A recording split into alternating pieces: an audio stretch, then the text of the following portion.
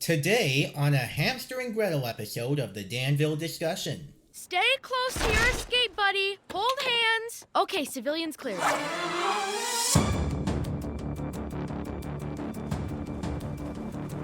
Meow.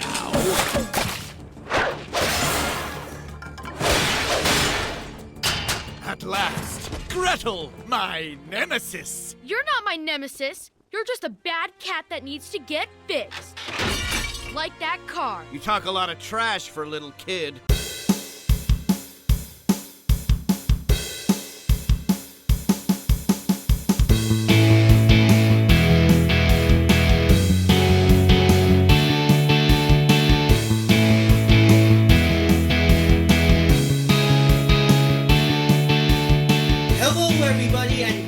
To the Danville Discussion, a podcast about all things related to Phineas and Ferb and beyond. My name is Caleb Dirksen, and some of you may know me from my YouTube channel of the same name, which also features some web series related to animation such as Caleb Reviews. If this is your first time with the Danville Discussion, well, I should say, the title explains everything. It is a podcast, and I talk about Disney shows that are set in Danville and other places in the tri-state area. What am I talking about, you ask? Well, I'm here to go through each episode of Phineas and Ferb or Hamster and Gretel and sort through all the things I can find, including cultural and in-universe references, fun facts, and especially my pros and cons with the episode, and then finally I will end things off by giving the episode a roller coaster rating. So, for today's episode, I'm going to look at episode 5 of Hamster and Gretel, which features these segments: Comic Shop CopyCat, and Neigh It Ain't So. If you would like to check out more episodes of the Danville Discussion, then go to anchor.fm/Caleb-Dirksen, and it'll take you directly to the Danville Discussion website on Anchor. You can also share your feedback or ask some questions you may have about this episode by emailing us at danvillediscussion@gmail.com with the series and episode title in the subject line. But to start things off, I have made at least one mistake regarding the last Hamster and Gretel episode I reviewed, specifically in the La Ballad of La Cebolla segment. I just found out at the very end, the aliens say one of the most interesting lines in the series with one particular Easter egg. Experiment 622H-108 complete. Result, failure. I'll say. So who came up with the idea of talking to onions as a superpower? They can't all be winners. And for one, I'm wondering if La Cebolla was an experiment or if it was just this situation. Plus, the experiment number 622H-108 is the episode's production code. Like, if you look at the bottom left for the production code on certain clips being uploaded from production, 622H is the code format, and the episode on its own is Season 1, Episode 8, yet that still sparks a question of what makes an experiment a success or failure. This is leading to one big question about the aliens. Are they the real villains in Hamster and Gretel? Are they the actual culprits behind the villains that we've seen in the show so far? The only thing about it is that it's leading me to believe that the aliens are filming some kind of reality show starring Hamster, Gretel, and Kevin.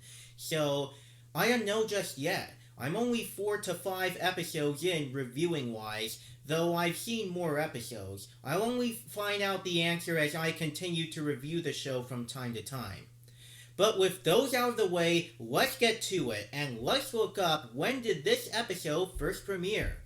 Well, looking back, it was first released early on Disney Plus in the US on Wednesday, August 17th, 2022, the last of the first 5 episodes released on that platform, and the last of the 3 episodes that were released early, and then it officially premiered on Disney Channel on Saturday, September 3rd, 2022. Now, with that said and done, let's start out with our first segment, which is called Comic Shop CopyCat. And Comic Shop CopyCat was written by Joshua Pruitt, storyboarded by Heather Gregerson and Alan Delmar Oka, and directed by Amber Tornquist Hollinger. So, the plot of this episode starts at Comics Etc., the local comic book store, where Kevin tries to make a good impression on Hiromi after embarrassing himself the last time they saw each other when he tripped into a crib and fell into some baby clothes.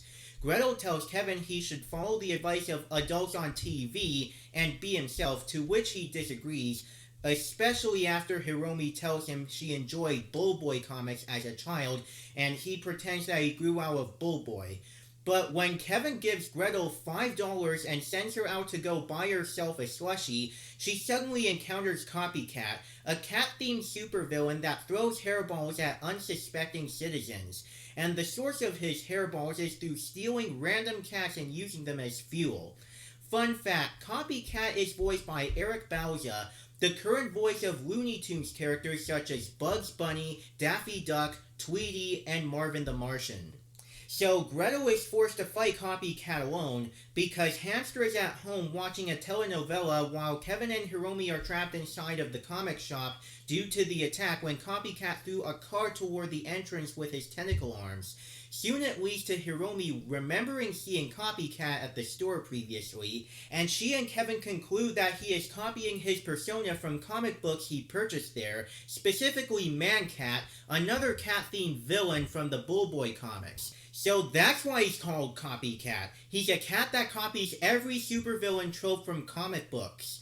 Meanwhile, Gretel is having a difficult time with CopyCat, and when she too learns that CopyCat's antics and motives are inspired by comic books, she tells him the same eternal advice she tried to give Kevin earlier from the adults on TV.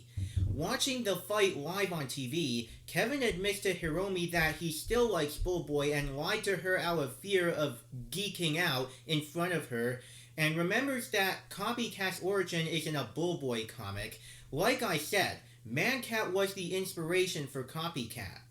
The two then look through a sealed Bullboy comic and learn that his weakness is water, and then Kevin informs Gretel, and with help from Hamster, who put his telenovela aside after learning about Gretel's situation from a news report, she douses CopyCat with water from a conveniently placed water truck, all by squishing open the back of the tank, causing the water to burst and flood. And so CopyCat pretends to melt like the Wicked Witch of the West from The Wizard of Oz, as both of their weaknesses are water. But then he tries to tell Hamster and Gretel that he was not stupid enough to emulate his weakness from a comic book. Hamster never misses! We know water's your weakness. Water! Oh no! I'm melting! Psych! Sure, I'm copying Man-Cat, but I'm not copying his weakness. I'm not an idiot. Only for Gretel to point out that the exposed wiring on his suit indeed makes him vulnerable to water, because water kills electricity, and a bunch of the cats he used start attacking him. Oh yeah, you're not an idiot. That's why you have exposed wiring on your suit. And with exposed wiring, water is your weakness.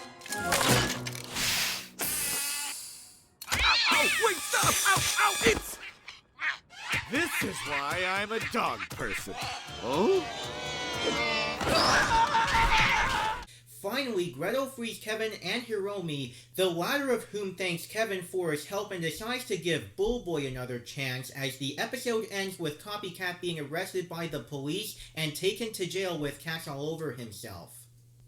Going through the other references, while I was watching the episode, I noticed something about CopyCat's mechanical tentacle arms on the machine with the hairball gun that he wears on his back, where it kinda reminded me of Dr. Octopus from Spider-Man, as he too is a villain who uses mechanical tentacle arms, hence his name.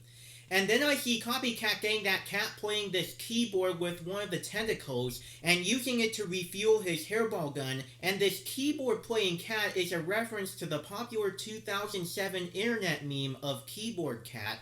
They both have the same designs and they both play a keyboard. But those are all the 3 cultural references I could find. Let's get to my pros and cons. First off, the beginning of this episode was a highlight for me, where Gretel explains how the comic shop they're at is where she learned how to be a real superhero for truth, justice, and the greater good, and then Kevin is like, plus periodic reboots keep the brand fresh. This is where I learned how to be a real superhero. Truth, justice, the greater good. Plus periodic reboots keep the brand fresh.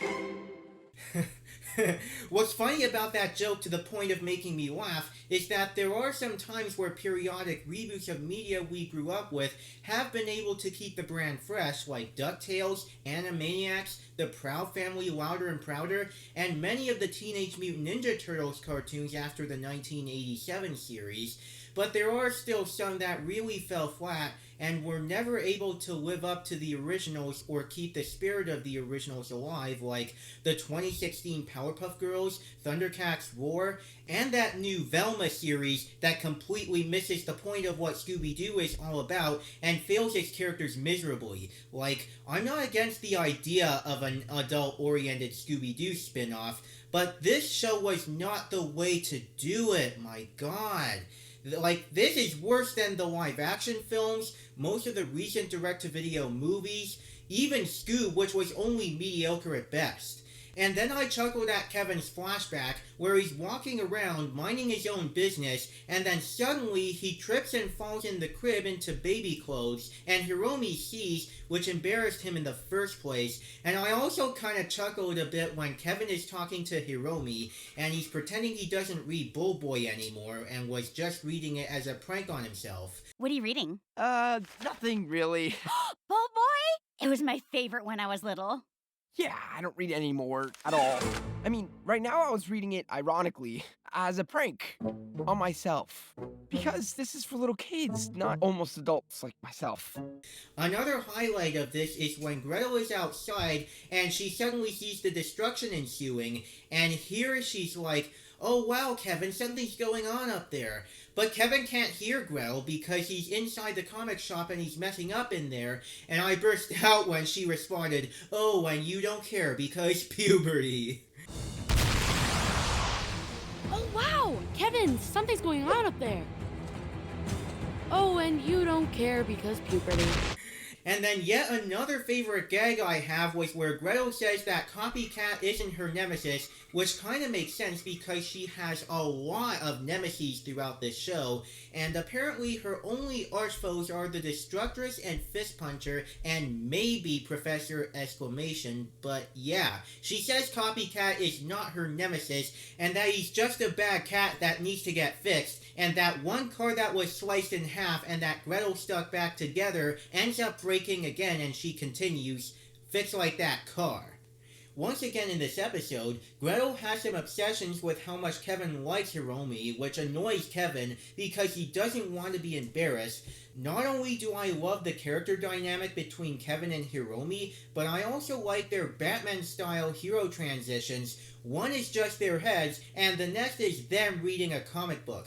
There's even that one visual gag with the convenient water truck, and when Gretel looks for it and ends up spotting it, the tank reads, "Convenient water, here when you need it." That works so well as a visual gag. Water? Where am I gonna find water in a parking lot? Wow, that is convenient. And then there's the news reports with Veronica Hill, but the first one was the one that gave me a chuckle the most out of the two. Like, just by her sense of humor and her performance, I can tell that Liza Koshy feels like she's having a fun time voicing Veronica. We interrupt Los Amores de Consuela for this special news bulletin. We take you to Veronica Hill at the mall. Gretel is taking on the newest villain of the week, CopyCat. And this time she's on her own. No sign of Hamster anywhere. So much for loyalty. Now, back to Consuela, who we all know could do much better than Raoul. The other one is just a normal news flash without a joke. But my favorite moments in the episode, aside from the fix like that car gag, were the parts where Hamster is watching his telenovela. Like, what Hamster and Gretel episode have I done for this podcast that doesn't have anything hilarious with Hamster in my book? Adios, Consuela. True love can wait. On to the villain CopyCat. I'd say he's a pretty cool villain, from his costume to his gadgets to his cat puns like the one here. Ouch! Plus the fact that his hairball gun can be fueled by stealing a cat and using all their fur, and even his Dr. Octopus-style tentacle arms were very nice. I also enjoyed the running gag where he would constantly run out of hairballs, and even that flashback when he's just a normal person at the comic store and it turned out that he's just been copying out of comic books to boost his personality. One day I'll show you. I'll show all of you. And then you kittens will witness the sharpened claws of my...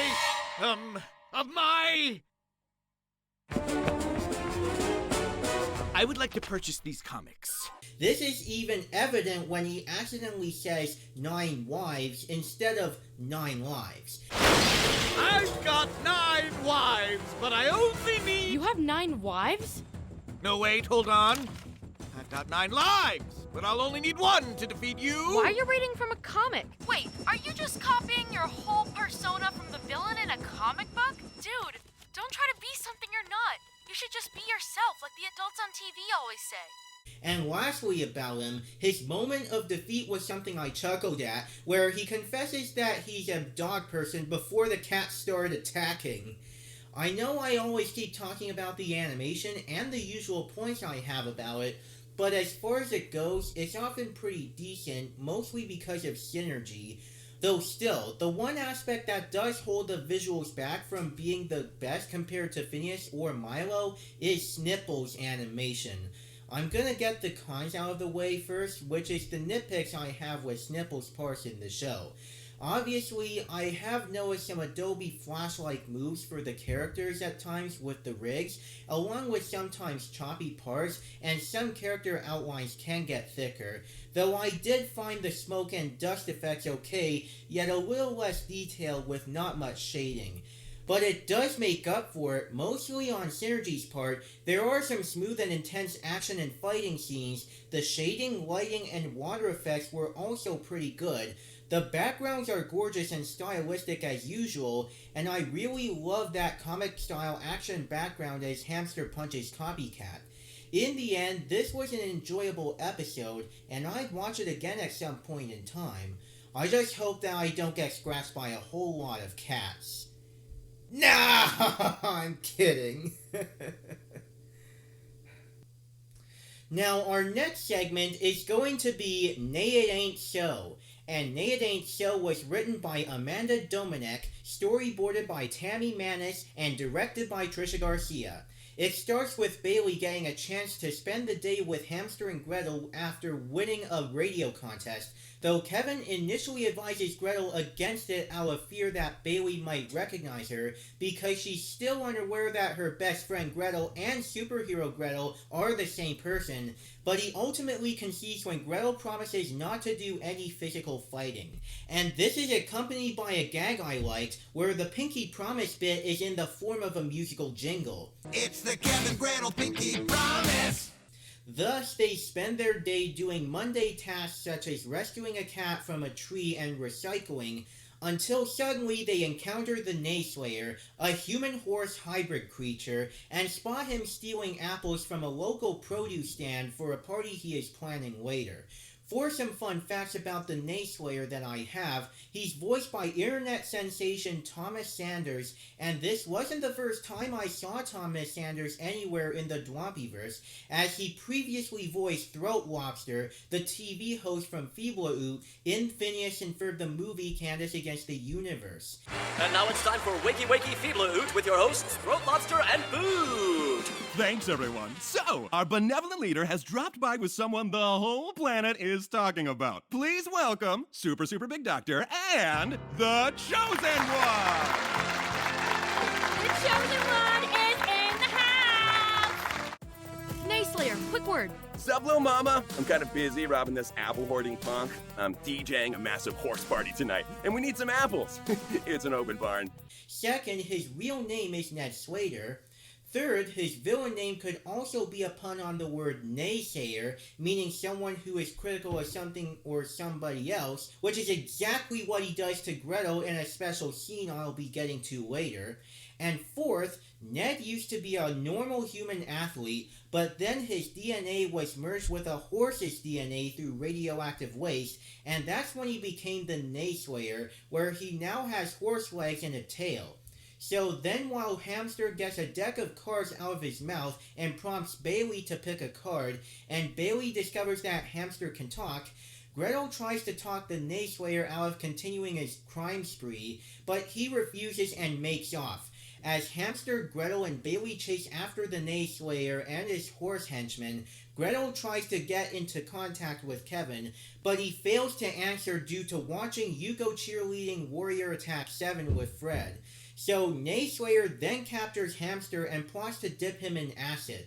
In order to rescue Hamster, Gretel relies on Bailey's knowledge of horses she acquired from completing a school report about horses recently, and uses peppermints, which she received earlier as a reward for rescuing the cat, even though she dislikes peppermints, which is revealed earlier in the episode. She uses the peppermints to distract the horse minions, and then instead of fighting, Gretel and Neighslayer break out into a rap battle, during which Gretel is able to free Hamster, who then finishes the rap by saying "word," and finally defeats the Neighslayer. You forgot he can fly! That's what I'm talking about! Word. Basically, Gretel can't physically fight the Neighslayer in front of Bailey as she promised Kevin about that, but Hamster can finish him off with just one punch in the face. When they reunite with Kevin and Fred, Gretel reports that Bailey is now safe at home and that she honored her agreement to avoid physical fighting. The next day at school, Bailey tells Gretel about her day with Hamster and Superhero Gretel, and the two Pinky promise that they are still best friends, with the episode ending with the Pinky Promise musical running gag from earlier, and then Gretel and Bailey breaking the fourth wall when they hear it. But just so we're clear, I'm still your number one, right? Duh! Besties for life. Pinky promise? Pinky promise. It's the Gretel Bailey Pinky Promise! Where's that music coming from? I have no idea. For the references, which are all cultural references, the title of this episode might be a pun on the 1994 Weezer song Say It Ain't So, as well as the 1975 Murray Head song of said name, which was featured on the eponymous album of the same name. And the phrase, "Say it ain't so, Joe," which was spoken by a reporter during the Black Sox scandal regarding Shoeless Joe Jackson, admitting he and 7 other Chicago White Sox baseball players were given money to throw the 1919 World Series. Next, at the beginning of the episode, the first contestant caller phrases his answer in the form of a question, much like contestants are required to do in the popular game show Jeopardy! Whoever can answer this question is our winner. What is the color of Hamster's cape? What is Bolivia? Oh, sorry, that's the wrong answer. And inexplicably in the form of a question. Next caller.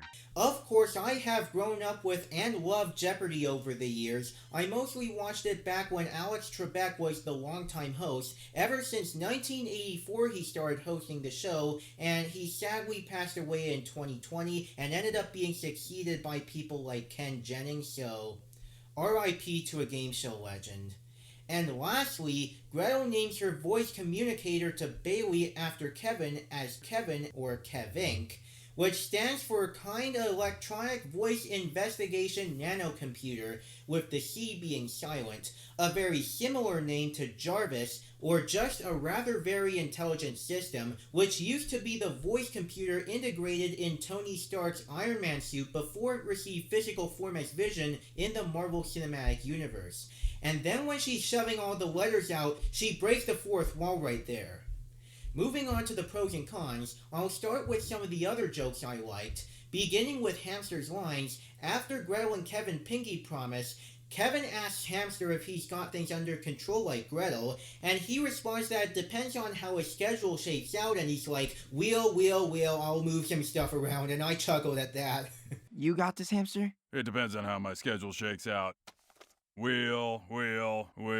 I'll move some stuff around. And then when he's trapped in the chains and hanging over the acid pool, he just looks at Neighslayer and flat out roasts him. He's like, yeah, I'm rubber, you're glue. It's like, boom, roasted. Die mad, you furry little freak. Yeah, I'm rubber, you're glue.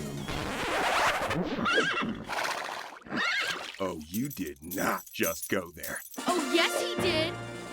Plus, I also like the part where Gretel recycles something, and then she does the somewhat typical superhero trope in certain kids' media, where she goes, super recycling, and then taunts the environmental impact right at the recycling bin. That's another one of my highlights.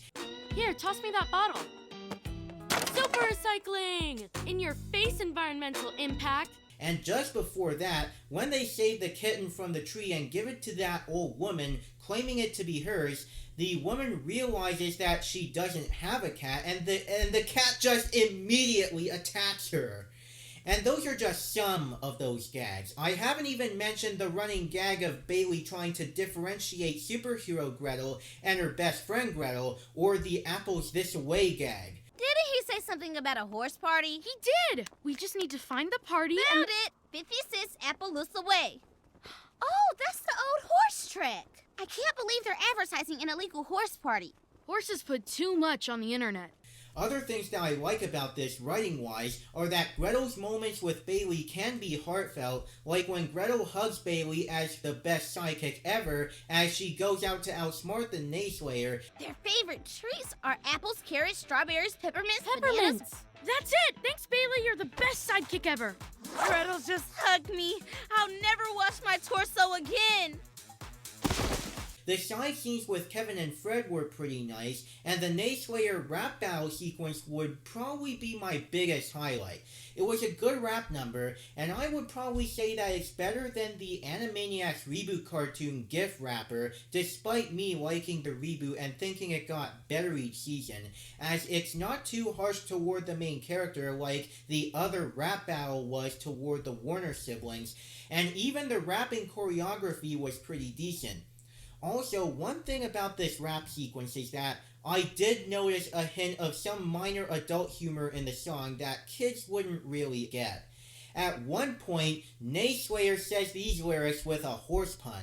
You agitate and irritate, you threw my game way off, but now I'm here to tell you, you can just neigh off. Keep in mind, that was just a horse pun.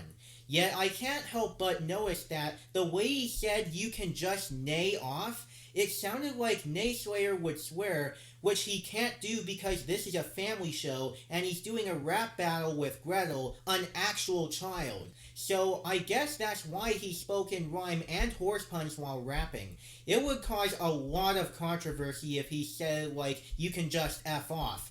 Now, before anything else happens, I am not going to say the actual word in case there are children or sensitive people listening to this, because I always try to keep my content as clean as possible.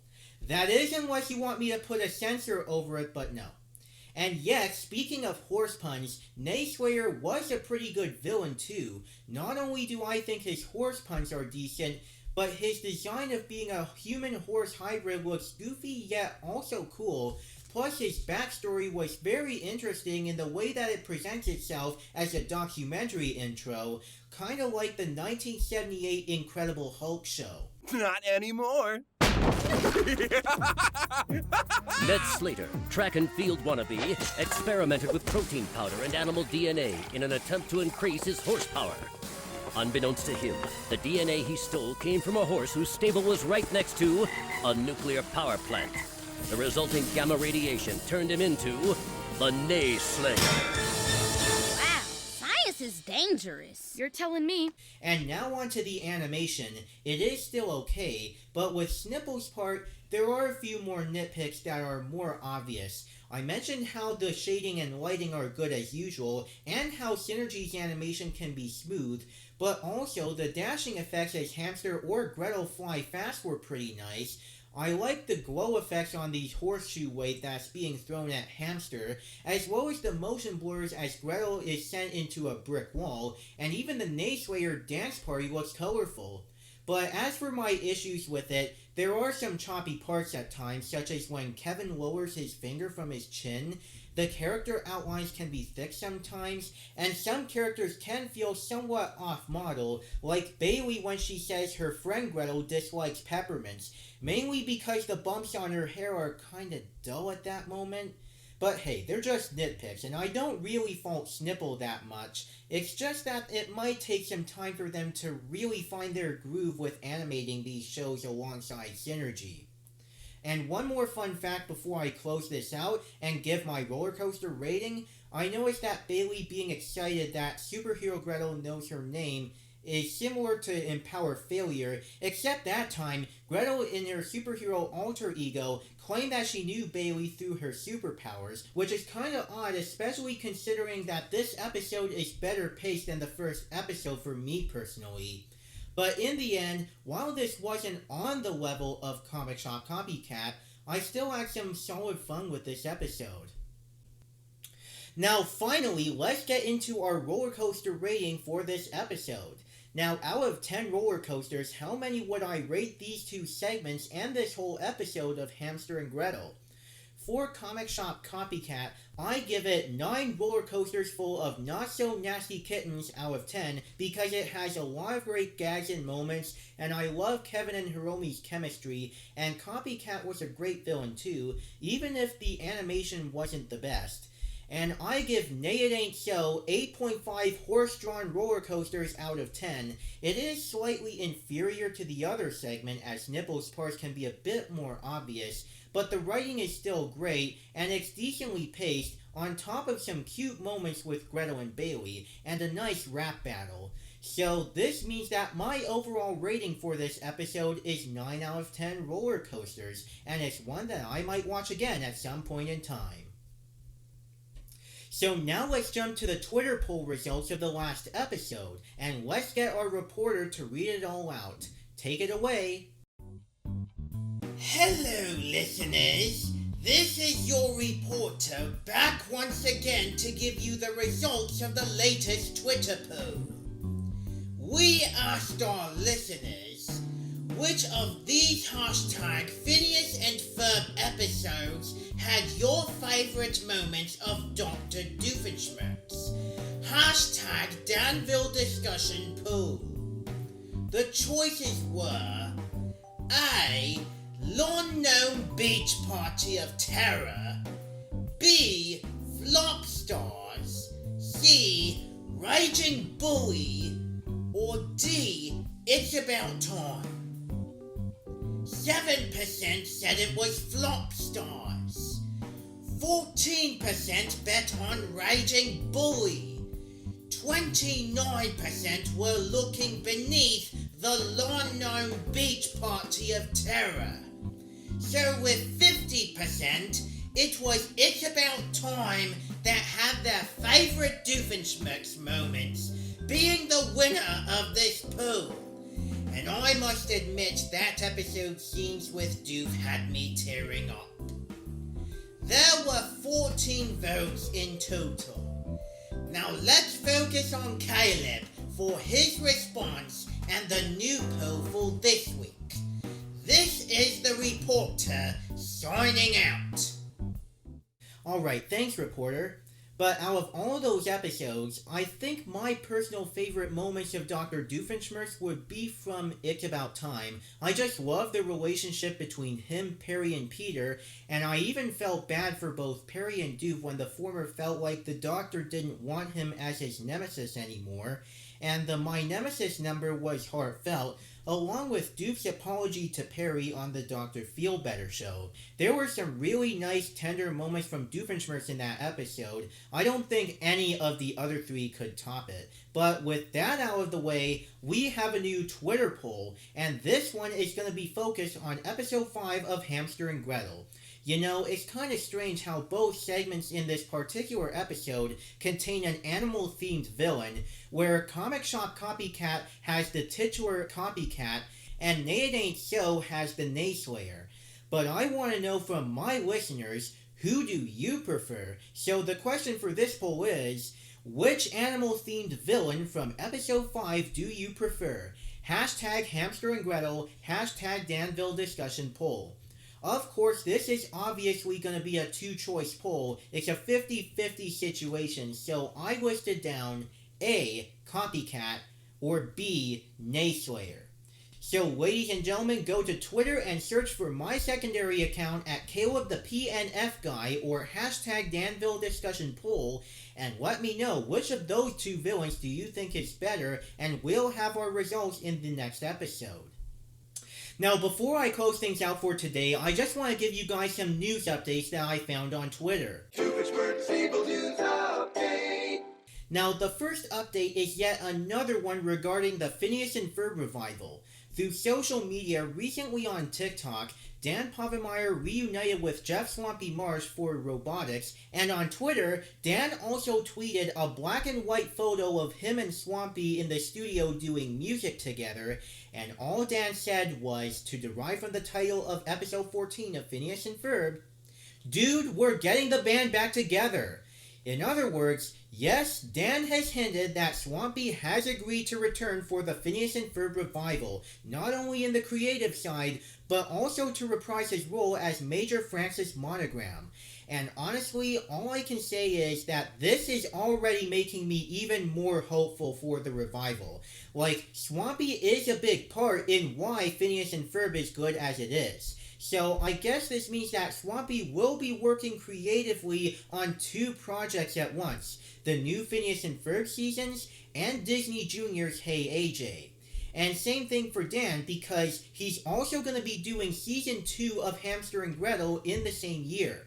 Now, like I said the last time I gave my big scoop on this revival back when it was first announced, I know there are some people that are still unsure if the Phineas and Ferb revival would be necessary, since Last Day of Summer ended up being a great way to end the show. But the thing is that the more I think about the Candace Against the Universe film and how much I remember having fun with it, the more it has come to show me that Dan and Swampy are still capable of making something great come out of the franchise even after the show originally ended. So I am positive that this revival is going to be good, even though I don't know yet what time period it's going to be set in, like if it's going to find the characters in school, or if it's going to jump 1 year ahead, because if it does end up being the original summer, I feel like it would be a little too much. But anyways, I am happy that Swampy is coming back, and if you too are happy about this news and you're willing to watch the new Phineas and Ferb episodes, just mark your calendars for 2024 when Season 5 will be released on Disney Channel and or Disney+. And now the other update I have is that we've now gotten the titles and synopsis for the next Hamster and Gretel episodes coming in March, and we've only got 2 airing next month, but that doesn't mean it's the end of Season 1. We're still over 17 out of 30 episodes this season, at the very least, and these are episodes 18 and 19. As usual, they'll be premiering Saturdays at 9:30 a.m. Eastern on Disney Channel in the US, and I've got the source here on the Disney Beat Twitter, so here are the listings. On Saturday, March 4th, we have When Life Gives You Lemons. Gretel and Bailey open a lemonade stand. And there is something familiar about this kind of plot because Phineas and Ferb did this before with the lemonade stand episode. Also, the title is also part of the motto, When Life Gives You Lemons, Make Lemonade. Self-help, or should I say, self-help! Fred's peppy mom, Stacy, hosts a motivational speaking event. And no, it's not Stacy from Phineas and Ferb, that's a different character. This is someone related to Fred. And on Saturday, March 11th, we're getting My Invisible Friend. Gretel becomes invisible while Bailey competes in a spelling bee. And I'm wondering if Gretel might have some sort of invisibility powers now, or if it's something else. The Bitter Sitter. Gretel and Bailey face an interesting babysitter. So those are pretty much the episodes coming in March, and I don't know when Season 1B will be finished or when Season 1C will come out, but it's almost there. Now, if you're in the US and you watch the show, just remember that these episodes are on at 9:30 a.m. Eastern on Disney Channel Saturday mornings. But anyways, with all that said, that's all I've got to talk about this week, so thank you guys so much for listening to this episode of the Danville Discussion. As for me, you can find me on my Facebook page at Real Caleb Dirksen, on my Twitter, Tumblr, and TikTok pages at Caleb Dirksen2 with the number 2 at the end, on my alternate Twitter page at Caleb the PNF Guy, on my Instagram pages at Caleb.Dirksen for my main page or at Caleb Flynn Fletcher for my alternate page, and on my DeviantArt page at Caleb Dirksen20. You can also find me on Discord by entering the username Caleb Dirksen, that's a 2-word username, and then the code number 4600. And if you go to the invite link in the description below, it'll also invite you to my Discord server so that you can talk with me about anything, including this podcast or my other content. You can also find me on YouTube. All you have to do is search for Caleb Dirksen, that's Caleb Doerksen, and look for the icon of me as a soldier. And if you want to support my work and get some great rewards at once, which includes getting access to my content before anyone else, including my videos, my podcast episodes, everything, then you can become a patron at patreon.com/Caleb Dirksen. Your support would just be great. As for this podcast, we are available to listen on Apple Podcasts, Stitcher, Amazon Music, Audible, Google Podcasts, Spotify, and you can also find us on Anchor by using your Apple or Android device or going on the web at anchor.fm/Caleb-Dirksen. It'll take you directly to the Danville Discussion page. If you listen to this podcast on Apple Podcasts or whatever podcast service you use to listen to this, do you mind doing us a favor to just rate and review this show? It shouldn't be that hard to do. And if you were listening to this episode as a video on YouTube, then press that like button and leave us a little comment with your thoughts about this Hamster and Gretel episode. You can also share your feedback or ask some questions by sending us an email at danvillediscussion@gmail.com with the series and episode title in the subject line. Join us next time, and I'm gonna check out episode 8 of Phineas and Ferb with Jerk de Soleil and Toy to the World. Tune in next time for the newest episode of the Danville Discussion with all things related to Phineas and Ferb and beyond. And with that said, thank you so much for listening to this, and until next time, this is Caleb over and out.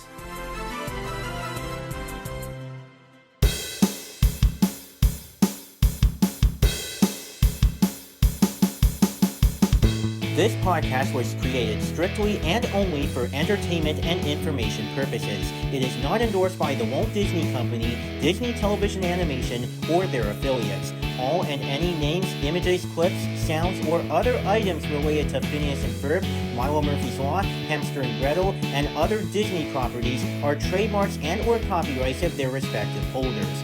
All original content from this podcast is the intellectual property of the Danville Discussion and the host or hosts running the podcast, unless otherwise noted.